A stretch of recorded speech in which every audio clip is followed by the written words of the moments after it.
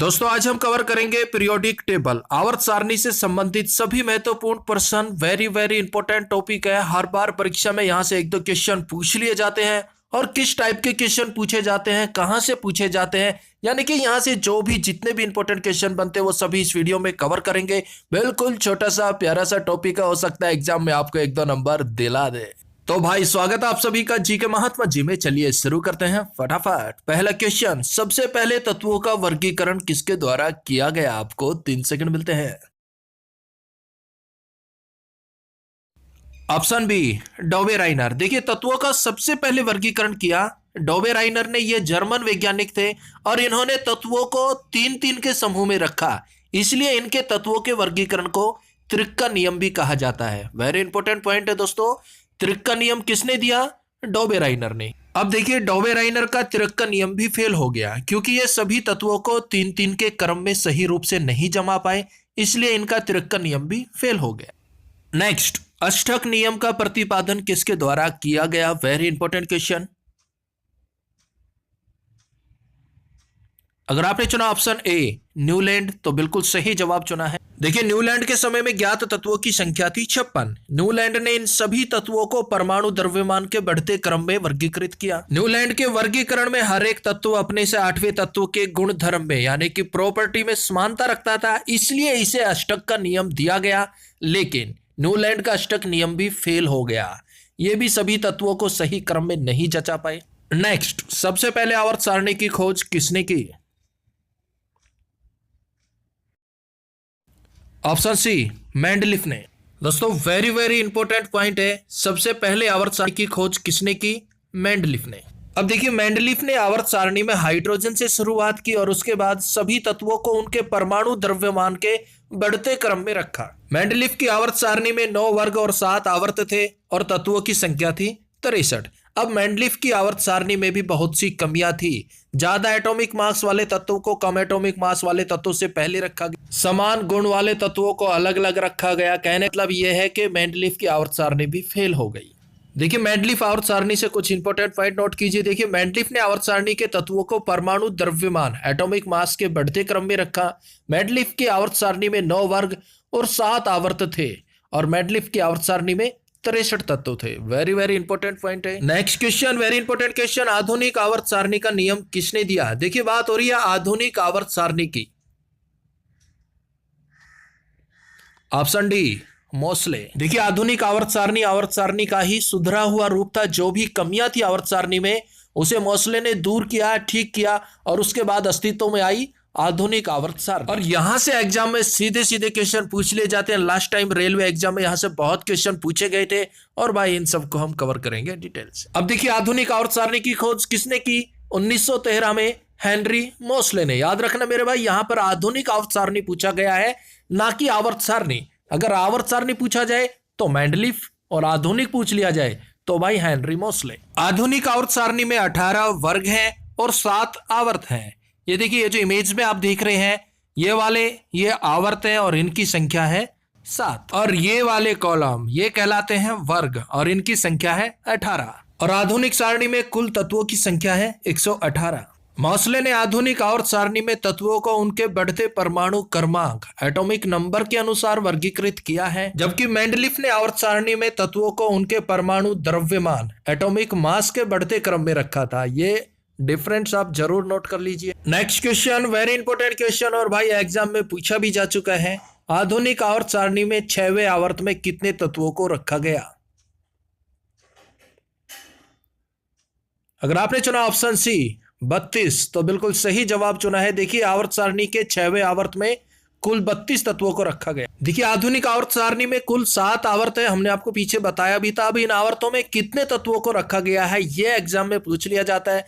तो भाई पहले आवर्त में 2 तत्व रखे गए हैं, दूसरे और तीसरे आवर्त में 8-8 तत्व रखे गए हैं, चौथे और 5वें आवर्त में 18-18 तत्व रखे गए हैं, छठे आवर्त में 32 तत्व रखे गए हैं और बाकी जो बच गए वो 7वें आवर्त में रखे गए हैं। एक बार इमेज से समझ लेते हैं, इजीली आपको समझ आ जाएगा। देखिए हमारी आधुनिक आवर्त सारणी है और ये 7 हमारे पास आवर्त हैं और ये 18 हमारे पास वर्ग है। और नीचे ये जो आप 2 लाइनें देख रहे हैं ये भी आवर्त सारणी का ही भाग है। देखिए 57 से लेकर 71 तक के जो भी तत्व है उन्हें बोला जाता है लेंथेनाइट और 89 यानी कि 89 से लेकर 103 तक जो भी तत्व हैं उन्हें बोला जाता है एल्केनाइट। अब देखिए पहले आवर्त में हमारे पास 2 तत्व हैं, दूसरे और तीसरे आवर्त में हमारे पास 8-8 तत्व हैं, चौथे और पांचवें आवर्त में हमारे पास 18-18 तत्व हैं और छठे आवर्त में हमारे पास कुल 32 तत्व हैं। कुछ ऊपर है और कुछ यहाँ पर नीचे है लैंथेनाइट में 57 से लेकर 71 तक, और बाकी जो बच गए वो 7वें आवर्त में रखे गए। नेक्स्ट, आवर्त सारणी में क्षारीय धातुओं यानी कि अल्कली मेटल को किस ग्रुप में रखा गया है? ऑप्शन डी, ग्रुप 1 में रखा गया है। देखिए क्षारीय धातुओं को आवर्त सारणी के ग्रुप 1 में रखा गया है। देखिए ग्रुप 1 में क्षारीय धातु है lithium, sodium, potassium, rubidium, caesium, francium. ये सभी क्षारीय धातु रखी गई है ग्रुप 1 में। नेक्स्ट क्वेश्चन, क्षारीय मृदा धातु को आवर्त सारणी के किस ग्रुप में रखा गया है? दोस्तों यहां से क्वेश्चन पूछे जाते हैं, वेरी वेरी इंपोर्टेंट है। अगर आपने चुना ऑप्शन सी ग्रुप 2 तो बिल्कुल सही जवाब चुना है। देखिए क्षारीय मृदा धातु को ग्रुप 2 में रखा गया है। ये देखिए आवर्त सारणी में ये ग्रुप 2 है और इसमें रखा गया है बेरिलियम, मैग्नीशियम, कैल्शियम, ट्रांसियम, बेरियम और रेडियम। ये सभी क्षारीय मृदा धातु हैं। नेक्स्ट, हेलोजन तत्वों को आवर्त सारणी के किस ग्रुप में रखा गया है? ऑप्शन बी 17 ग्रुप 17 में रखा गया है। देखिए हेलोजन तत्वों को आवर्त सारणी में ग्रुप 17 में रखा गया है। कौन कौन से तत्व हैं? Fluorine, chlorine, bromine, iodine, एस्टेटिन। ये सभी आते हैं हेलोजन तत्व में।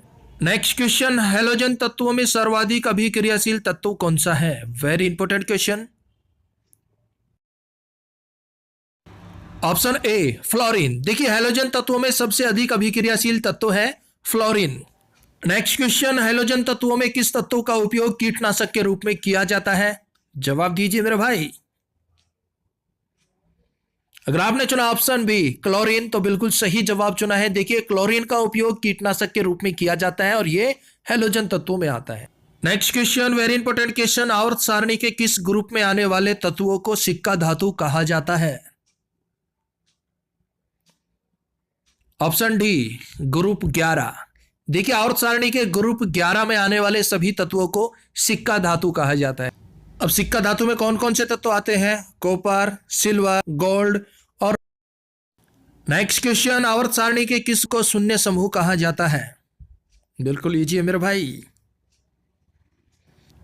Option C 18। देखिए आवर्त सारणी के 18वें ग्रुप को शून्य समूह कहा जाता है और शून्य समूह में कौन कौन आते हैं? Helium, neon, argon, krypton, radon, xenon. ये सब आते हैं शून्य समूह में और शून्य समूह किस ग्रुप में आता है? 18 में। नेक्स्ट, शून्य समूह में रखे गए तत्वों को किस नाम से जाना जाता है?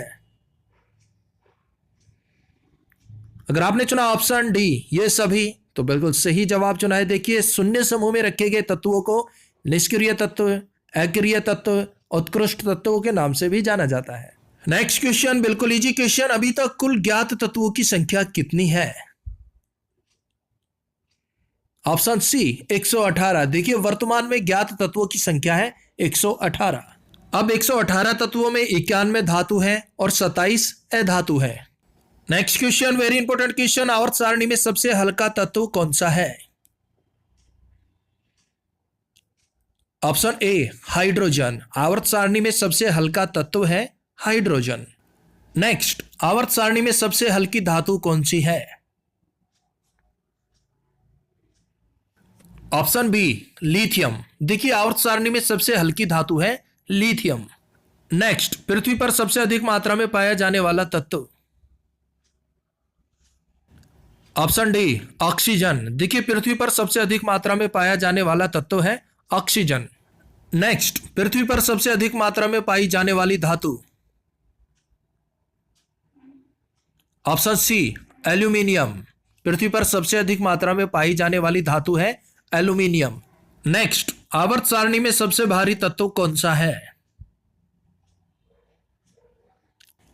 Option D ununoctium. देखिए आवर्त सारणी में सबसे भारी तत्व है अनोक्टियम। यहां पर एक पॉइंट और नोट कीजिए। देखिए अनोक्टियम स्वतंत्र रूप से प्रकृति में नहीं मिलता, इसे कृत्रिम रूप से बनाया गया है। नेक्स्ट क्वेश्चन, प्राकृतिक तौर पर पाया जाने वाला सबसे भारी तत्व कौन सा है? पिछले वाले क्वेश्चन से मिलता जुलता है। ऑप्शन ए यूरेनियम। देखिए यूरेनियम प्राकृतिक तौर पर पाया जाने वाला सबसे भारी तत्व है, और पूछ लिया जाए कि कृत्रिम रूप से बनाया गया कौन सा है, तो वो है भाई अनोक्टियम। नेक्स्ट, आवर्त सारणी में सबसे भारी धातु कौन सी है? Option B osmium. देखिए आवर्त सारणी में सबसे भारी धातु है ऑस्मियम, और सबसे हल्की धातु पीछे बताया था आपको लिथियम। नेक्स्ट, ऐसी धातु जो द्रव्य अवस्था में पाई जाती है। ऑप्शन सी पारा। देखिए पारा ऐसी धातु है जो द्रव्य अवस्था में पाई जाती है। नेक्स्ट, ऐसी अधातु जो द्रव्य अवस्था में पाई जाती है। ऑप्शन ए ब्रोमियम। देखिए ब्रोमियम ऐसी अधातु है जो द्रव्य अवस्था में पाई जाती है, और धातु पारा जो द्रव्य अवस्था में पाई जाती है। नेक्स्ट क्वेश्चन, आवर्त सारणी के प्रत्येक आवर्त का अंतिम से होता है। ऑप्शन बी निष्क्रिय गैस। देखिए ये हमारी आवर्त सारणी है, और प्रत्येक आवर्त का अंतिम सदस्य है, यानी कि ग्रुप 18 में आने वाले सदस्य हैं ये, और ये है निष्क्रिय गैसें, नोबल गैसें भी बोलते हैं, इन्हें शून्य ग्रुप भी कहा जाता है।